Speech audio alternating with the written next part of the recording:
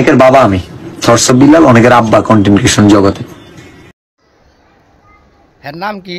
হরজত বিল্লাল না হটস্পট বিল্লাল না ওয়াশরুম বিল্লাল? হ্যাঁ, কত একজনে একরকমভাবে নামে বর্তমানে রোষ করতেছে। হ্যাঁ, কথাটা বললো কি, হ্যাঁ যদি জ্ঞান থাকতো তাইলে এইভাবে সে কথা বলতো না। কারণ সে একটা ইউটিউবার এবং ফেসবুক কন্টেন্ট ক্রিয়েটর। সে কন্টেন্ট ক্রিয়েটর হলে কি সে আর কন্টেন্ট ক্রিয়েটরদেরকে গালিগালাজ করতেছে। তো সে কোন ধরনের মানুষ, হ্যাঁ এলা চিন্তা করেন। তার লগে কথা কইব কি দূরের কথা, সে শৈলেমদের রাগে প্রচণ্ড ভরপুর। তার ভিডিও দেখলি তার প্রথম সবাই ভালো জানতো, সে সুন্দর সুন্দর কন্টেন্ট বলতো, হ্যাঁ যেভাবে কন্টেন্ট বলতো, হ্যাঁ সবাই ওরা ভালোবাসতো। কিন্তু এখন বর্তমানে সে একটা বই লেখছে, হ্যাঁ সেই বইটাকে নিয়ে সে যে একটা কীর্তিকাণ্ড করতেছে যা প্রকাশ করার মতো না।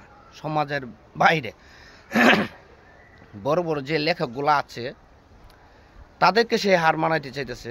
তাহলে সাধারণ সে বইটা কি লেখছে? হ্যাঁ সব পাগল ছাগলের বাসা, সব পাগল ছাগলের বাসা। এ মানুষের এগুলো কি বাচ্চারা শিখবে? হ্যাঁ, হ্যার বই যদি বাচ্চাদের হাতে পড়ে তো বাচ্চারা কি শিখবে? হ্যার বইয়ের থেকে কি এমন জিনিস আছে?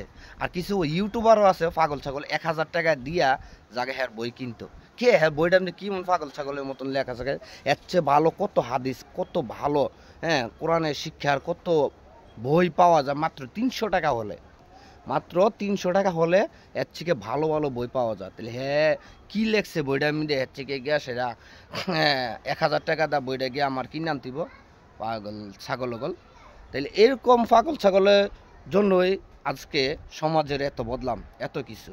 তো আপনারা যারা ওই বই কেনার জন্য পাগল হয়েছেন তাদেরকে আমি একটু রিকোয়েস্ট করে বলবো যে পাগল ছাগল বই কেনার থেকে আপনি একটা ভালো একটা ইসলামিক একটা হাদিসের একটা বই কিনেন, দেখবেন পরে শান্তি পাবেন। আর এসব পাগল ছাগলের বই কিনা কোনোদিনও শান্তি পাবেন না। তো ভিডিওটি ভালো লাগলে অবশ্যই শেয়ার করে দিবেন।